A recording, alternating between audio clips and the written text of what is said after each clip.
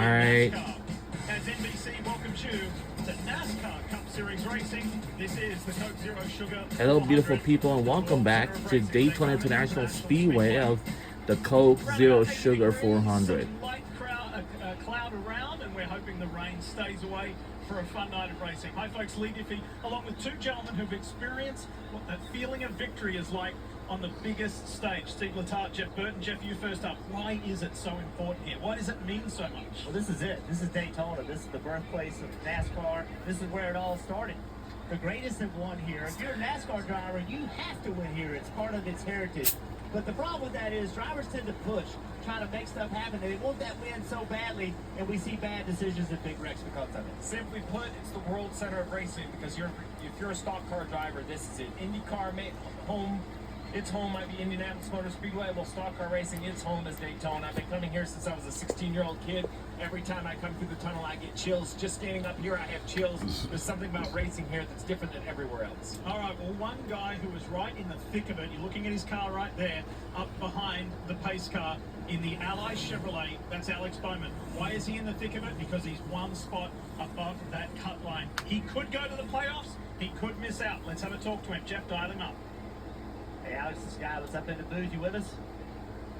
Yes, sir. Big night tonight. You're in a tight battle trying to get these playoffs. What's the strategy?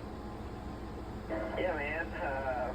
Unfortunately, a little more of a stressful situation than I'd like to be in, but really just go for stage points here in the beginning, try to catch the 45, and see how that works out. Kind of the first stage will probably dictate the rest of our race, and go from there. We've had really fast Ally Chevys here lately. Everybody at Hendrick Motorsports has been working really hard, so winning it makes it all easier, so hopefully we can get that done. So you have track position starting on the outside pole. Do you just do everything in your power to keep that, get real aggressive, or do you try to be smart, make sure you're there at the end? Yeah, I mean a little bit of both, right? Like you've got to keep your track position, but also know you have to finish the race. So, yeah, patiently aggressive, I guess, but starting up front is good for us, and we'll see how it goes. All right, buddy. Thanks for taking time. Good luck tonight. Starting up front is good for Alex Bowman. We check out tonight's starting. It was yesterday's night's race, of course. As you may have heard in Countdown to Green, qualifying was cancelled yesterday because of localized lightning. So they start per the rule book, which is a blend of points and last week's finish. Ryan Blaney starts on the pole position, back on row 2, Kyle Larson and defending series champion Joey Logano. Back on the third row, Austin Cindric, who was so good on super speedways, and Denning Hamlin, a 3-time Daytona 500 winner. Row 4, Austin Dillon, the most recent winner, and William Byron, who will go to the back of the pack. We'll tell you more about that in a moment. Chase Briscoe and a guy looking for a win. It looks like all cars just making their way into the pits, and he shut is open. And row 7, a row full of drivers need to win tonight. Zane Smith, Kyle Busch. Row 8, Christopher Bell, All-Star Carson Hocevar, SVG. Ty Gibbs, one of those drivers needing to win to move into the playoffs. Ross Chastain and Michael McDowell. Michael McDowell is a very good racer at this racetrack. Expected to see part of the battle tonight. Row 11, we have A.J. Allmendinger next to Bubba Wallace. A.J. top 10s of 6 of his last 8 starts here at Daytona, but he needs to improve that to a victory to make the playoffs. In row 12, Ty Dillon will start next to Chris Buescher, who won this race back in 2023. Row 13, Ricky Stenhouse Jr., 2-time winner at Daytona. We'll start next to Eric Jones. Row 14, Tyler Reddick. Safely in on points, but will that be enough? He'll start next to Todd Gilliland. And row 15, Cole Custer and Chase Elliott. All right, let's keep moving through this grid. On the 16th row, Ryan Preece, another one, desperate for a win. He wants to forget about those flips that he's had here. Row 17, Riley Herbst, John Hunter Nemechek, so good on this style of track. Row 18, Cody Ware, Austin Hill. We'll be racing under the lights. Behind them, row 19, Justin Haley, BJ McLeod. And on the 20th row, Casey Mears, Joey Gay. So there's the full field for you for tonight's Coke Zero Sugar 400. 160 laps, 400 miles. Let's check in for a pre-race pep talk with the 60. Here it is. Guys, we're going to play free tonight. You drive free out on the racetrack. Victor, I want you guys to play free in the pits. We're going to call it free up here on the box. Now, when the dust settles and the smoke dies down from your victory burnout, we're going to go party victory lane, boys. Let's have a good one. No, I just feel like I need Freebird playing. I love a good pep talk. Derek Finley on top of the box for the 60th Priest. You're going to see right away the 24 of William Byron lost his crew chief because of an issue with inspection. The continuation of that penalty, he will have to come down and do a stop and go on the first lap of the race. We will see how far that puts him behind. It's one of those nights. We're at the beach, pardon the pun, but there's a line in the sand. Tonight, someone's going to experience that pure elation of maybe winning and going to go. And also, what we have noticed, Flossie Johnson will be honored to wave the green flag when the race is about to begin. And of course, she is. And here we go. And we're underway at the Coke Zero Sugar 400 at Daytona International Speedway. And we're underway of the last race of the regular season. Such an important night for Alex Bowman. What important night. And he's being pushed by his teammate, the 5 of Kyle Larson. It's Blaney up on the high side. Some great race. Here they come. Here they come.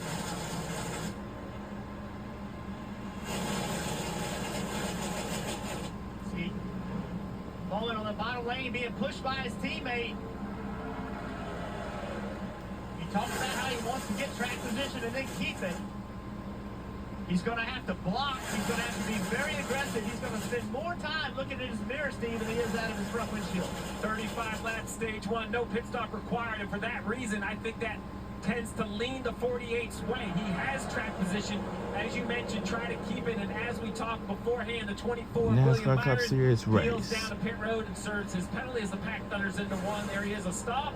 And a go for the 24. Won't lose a lap here, but he'll be running so much slower than the pack. If it stays green, they'll easily overtake him. It looks the number 24 car has went to the pits for something. I mean, be sure he's not in the penalty, that's all. Within the top 10, just trying to find that position, find that groove. And look at the 22 of Joey Logano, pushing his teammate Ryan Blaney. Expect the Fords to be strong. We climb aboard the King's Hawaiian Toyota Camry of Denny Hamlin. Great shot right here. You can see on the roof. Can't even see the 12 car in front of the 22 car. It shows you how limited the visibility is. And the driver's visibility is actually worse than that because he's lower in the car.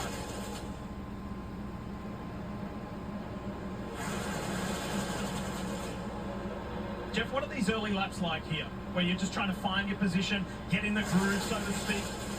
Remember, no practice at all, no qualifying. Everything got rained out yesterday. So these are the first laps these cars have made on the racetrack and the drivers in them.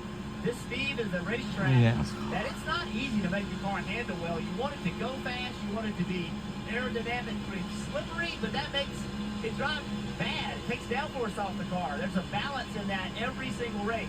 You really don't know what kind of car you have until you get in these positions. These drivers make it look like it's a Sunday drive. It's anything but. It can be at maybe 10 miles an hour slower, but if you want to compete, that thing has to be on the razor's edge of control. Look at this inside line. We talked about Alex Bowman, his teammate Kyle Larson pushing him. So far, that has not worked out. The inside has not been good. They continue to lose positions. It is not, and they are still being overtaken. On board with the registry, onboard camera right off the right rear spoiler, looking through that big 7-inch piece of Lexan that's bolted to the deck lid. A big parachute, making the drags very high and the draft very powerful. What a week it was last weekend for Austin Dillon. They're in the 3, going to the playoffs with that victory year after year in Richmond. And look at this separation now. That anxiety, those nerves that the 48 of Alex Bowman talked about all week have got to be peaking right now. The game plan had to be to score stage points early. Everything was going right, started on the front row, and here he is outside the top 10 right away and really has done nothing. I don't even think he switched lanes. He hasn't. He did nothing wrong, right? Sometimes you just get in the wrong line and more energy gets built elsewhere, and that's what happened right here. He has his teammate behind him. He's got good cars behind him, but the energy is in the middle and in the outside lane right now. Sometimes that just happens. And where are you going to go? There's no place for them to go right now. On the opposite side, the 6 of Keselowski, 4th in line. That bright orange car. Think about what could be for him. This is a champ who had just such a slow start. He has no chance at points. He knew that months ago. He said it had to be a win.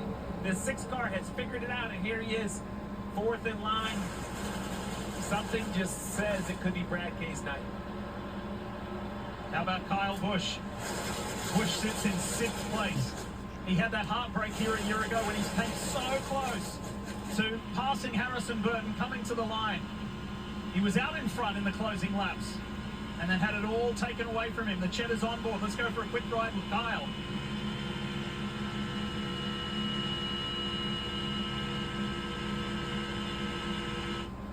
There's a car out in front of the lead pack. Who is it? That's crazy. Serving the penalty, it's William Byron. Now he'll be eligible for the free pass as long as that's the position he's in when the caution comes out at the end of the stage.